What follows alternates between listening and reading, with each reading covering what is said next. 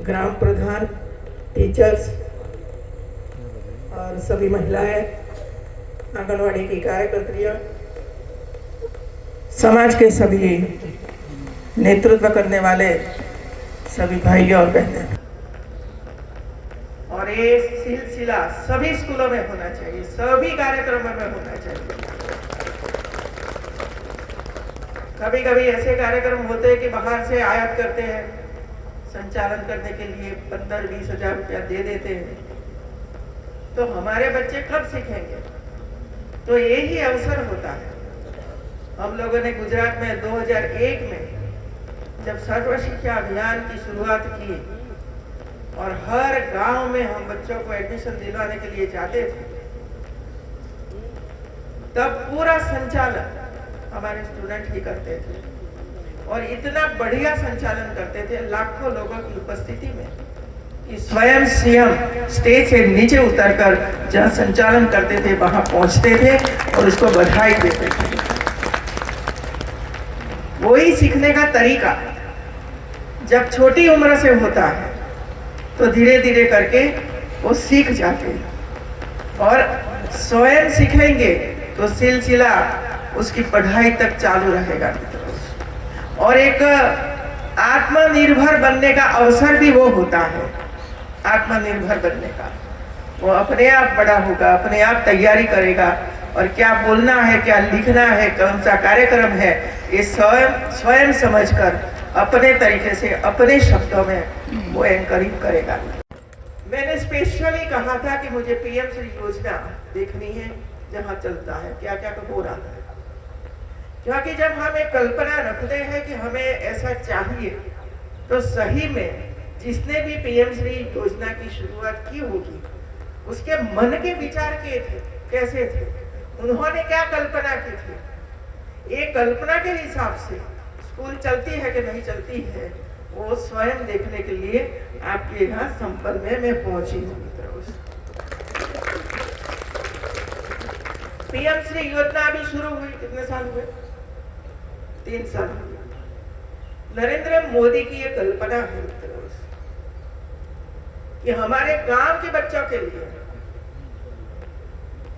और इसमें भी जब मुझे पता चलता है, मैं हर सिटी में गांव में जाती हूँ, बच्चों को मिलती हूँ, तब पता चलता है स्कूल में 3 लाइन होती है, एक और बच्चियां बैठती है, बीच में भी बच्चियां बैठती है और तीसरी लाइन में बच्चे छोटे लड़के बैठते हैं।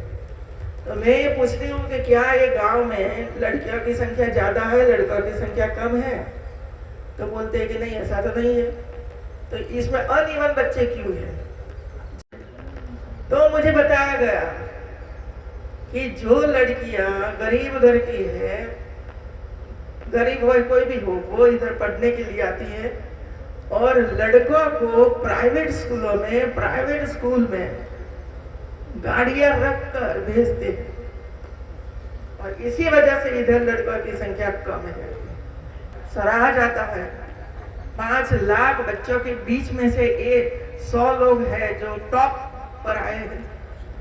वहां लड़कियों की संख्या जब मैं देखती हूँ तो 100 में से 80 लड़कियां हैं जो आपकी ऐसी स्कूलों में पढ़कर आई हैं और 20% हाई फाई स्कूल इसमें जाने वाले लड़के हैं जो आप बहुत प्यार से लड़कों को पढ़ाने के लिए प्रयास करते हो। ये दृश्य है मेरे सामने।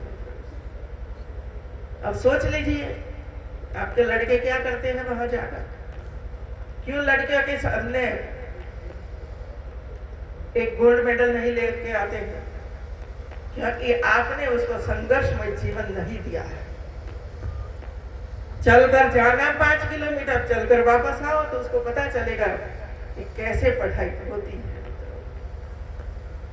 अभी सुविधा बढ़ गई, राज्य सरकार केंद्र सरकार पैसे देने लगे, हम दूर बच्चों को नहीं भेजेंगे। ये भी हमारे मन में है कि हम क्यों 1 किलोमीटर दूर भेजें, 2 किलोमीटर दूर मेरा क्यों बच्चा जाए?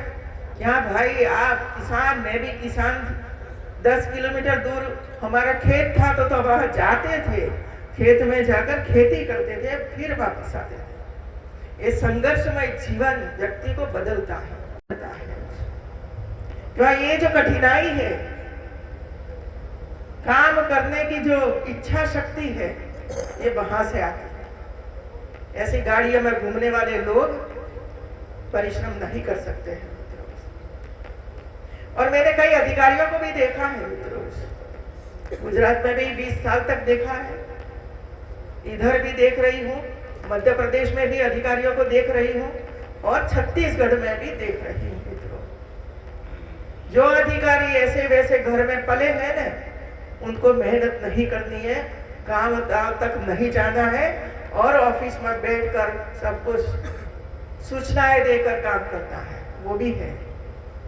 और कई अधिकारी मैंने ऐसे भी देखे हैं तो जो प्रवास करते हैं, हर गांव जाते हैं, लोगों के बीच में बैठते हैं, चर्चा करते हैं कि आपकी परेशानियां समस्याएं क्या है, किस तरह हम दूर कर सके।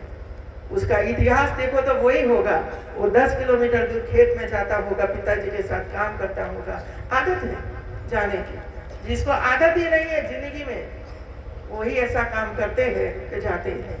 क्या जाते होंगे तो गाड़ियों में जाते होंगे, बैठते होंगे, एक आध चपरासी आ जाएगा, कोई एमएलए आ जाएगा, कह देगा जब चले जाओ, काम पूरा देते हैं। और इसी वजह से हम विधायकों को, पार्टी के कार्यकर्ताओं को समझाते थे कि 80 काम हुए कि नहीं हुए, इसकी सराहना करो ना भाई। 10 काम नहीं हुए, इसकी रकम करा करते हो, किया करते हो आप लोग। तो ये है मित्रों, आज आप अधिकारियों को कहोगे कि अच्छा काम हुआ तो उसको लगेगा कि अब और भी 2 काम बाकी है, वो समय मर्यादा में हम पूर्ण कर देंगे। अभी थोड़ी देर में बैठूंगी अधिकारियों के साथ, थोड़ा समय लंबा हुआ, श्री कल्की धाम का शुरुआत हो रही है, तो इसमें मैं आई, काफी लोग थे वहाँ, सबको बोलना था, तो समय थोड़ा ज्यादा हुआ। और इसी वजह से आपको मैं धन्यवाद देकर अभी मुझे जो समीक्षा करनी है उसकी काम पूरा करके मैं वापस चली जाऊंगी। आप लोगों ने मेरा स्वागत किया, सम्मान किया, इसी वजह से मैं बहुत बहुत बधाई देती हूँ। हमारी आंगनवाड़ियों को एक किट दी गई है, जो आंगनवाड़ी में आने वाले बच्चों के लिए है।